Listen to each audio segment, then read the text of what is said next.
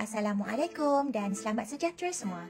Hari ini Cikgu Fira ingin berkongsi bagaimana cara untuk menjawab soalan ulasan.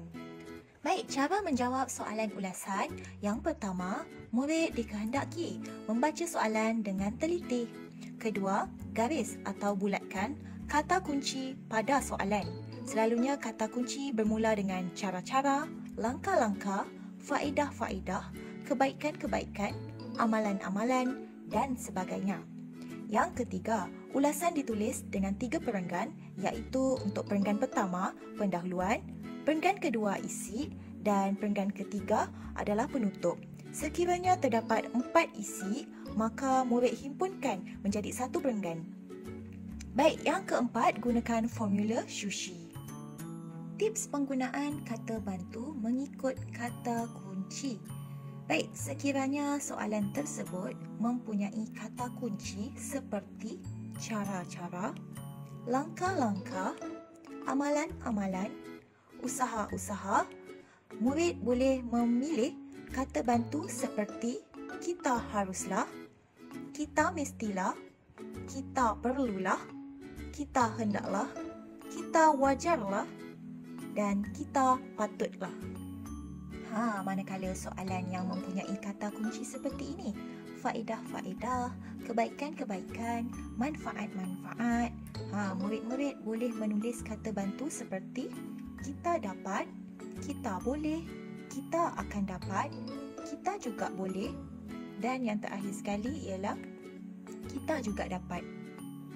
Jika soalan tersebut tidak mempunyai kata kunci seperti ulasan tentang poster, iklan, graf dan juga peta, murid boleh membuat ulasan berdasarkan bahan rangsangan tersebut tanpa menggunakan kata bantu. Baik, di sini cikgu kongsikan juga penanda wacana yang boleh digunakan oleh murid-murid.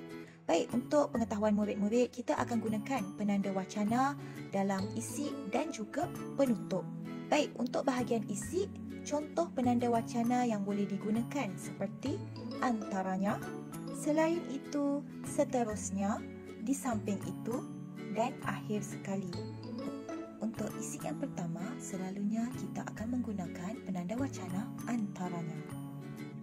Baik, untuk penanda wacana bahagian penutup pula, kita pilih salah satu sahaja. Okey, contohnya seperti kesimpulannya, tuntasnya, konklusinya, intihannya. Ini adalah contoh-contoh lah untuk penanda wacana bagi penutup. Tapi murid hanya pilih satu sahaja. Untuk membina ulasan, kita boleh menggunakan teknik Shushi. Apa pula tu Shushi? Mari cikgu terangkan satu persatu. Apa itu Shu? Apa pula Shi? Dengar baik-baik. Okey, untuk Shu merujuk kepada isi tersurat.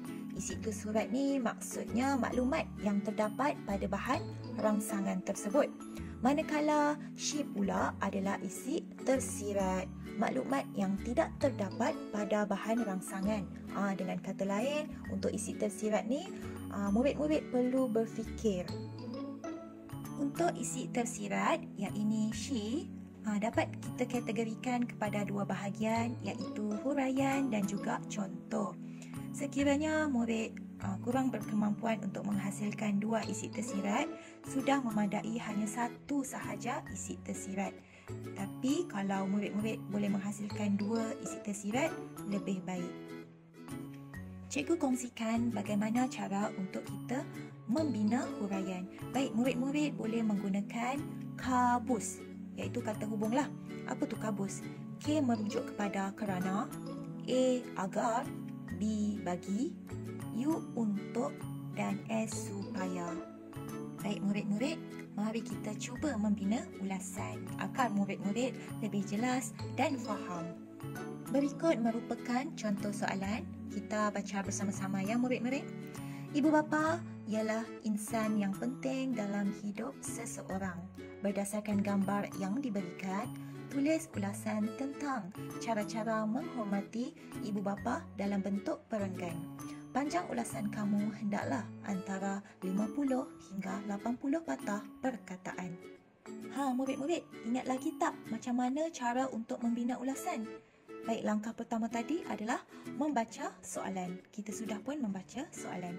Baik, langkah yang kedua, bulat atau gariskan kata kunci yang terdapat pada soalan. Baik, berdasarkan soalan tadi, apakah kata kuncinya? Kata kunci untuk soalan ini ialah cara-cara menghormati ibu bapa. Jadi, murid-murid boleh menggariskan atau bulatkan cara-cara menghormati ibu bapa. Berdasarkan gambar ini, cara-cara menghormati ibu bapa, yang pertama, menggunakan bahasa yang sopan. Yang kedua, membantu ibu bapa. Yang ketiga, belajar bersungguh-sungguh. Dan yang keempat, mengingati hari istimewa. Untuk membina pendahuluan, murid lihat semula soalan yang diberikan tadi. Berdasarkan kata kunci tersebut, murid boleh membina pendahuluan seperti ini. Gambar menunjukkan tentang cara-cara menghormati ibu bapa. Terdapat beberapa cara menghormati ibu bapa. Baik murid-murid, kita telah pun siap perenggan yang pertama. Sekarang kita pergi ke perenggan kedua untuk isi. Baik, untuk isi pertama iaitu menggunakan bahasa yang sopan. Jadi murid-murid boleh membina jadual seperti ini, di mana bahagian pertama murid-murid boleh letak penanda wacana diikuti dengan kata bantu, kemudian shu iaitu isi tersurat, dan kemudiannya adalah shi isi tersirat. Baik, masukkan sahaja shu yang pertama iaitu menggunakan bahasa yang sopan. Kedua, kita boleh letak penanda wacana iaitu antaranya diikuti dengan kata bantu. Cikgu memilih kita hendaklah. Seterusnya, kata hubung supaya. Kenapa kita nak menggunakan bahasa yang sopan? Supaya tidak mengguriskan hati mereka. Baik, contoh. Ketika bila kita nak menggunakan bahasa yang sopan? Semasa bercakap ataupun berbual. Baik, kemudian kita gabungkan, tapi sebelum menggabungkan keseluruhan ayat tersebut, kita susun. Contoh di sini, antaranya kita hendaklah menggunakan bahasa yang sopan semasa bercakap atau berbual supaya tidak mengguriskan hati mereka. Untuk isi yang kedua iaitu membantu ibu bapa. Sebelum tu, seperti biasa, murid-murid boleh membina dahulu jadual seperti ini agar lebih mudah faham. Untuk bahagian shu, murid letakkan sahaja isi tersuratnya iaitu membantu ibu bapa. Baik, penanda wacana gunakan selain itu. Kata bantu kita haruslah. Untuk bahagian shi, kata hubung yang cikgu pilih adalah untuk.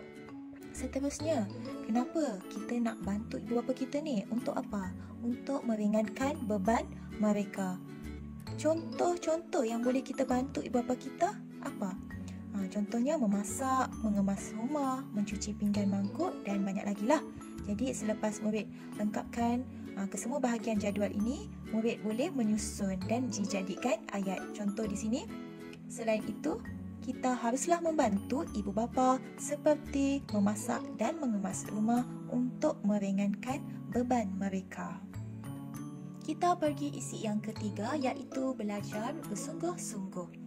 Seperti biasa, murid-murid boleh membina jadual seperti ini. Untuk bahagian shu, kita masukkan isi tersuratnya iaitu belajar bersungguh-sungguh. Untuk bahagian penanda wacana, murid-murid boleh menulis di samping itu.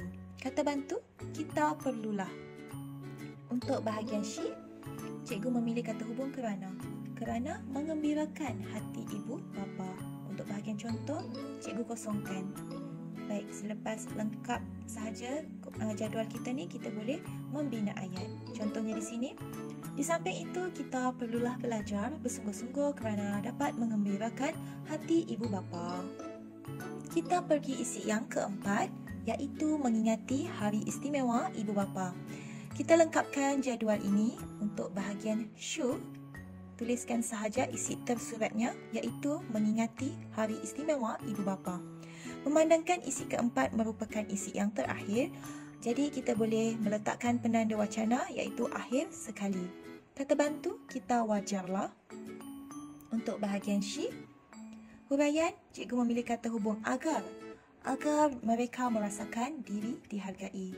Contoh, menyambut ulang tahun kelahiran. Jadi ayatnya, akhir sekali, kita wajarlah mengingati hari istimewa ibu bapa agar mereka merasakan diri dihargai.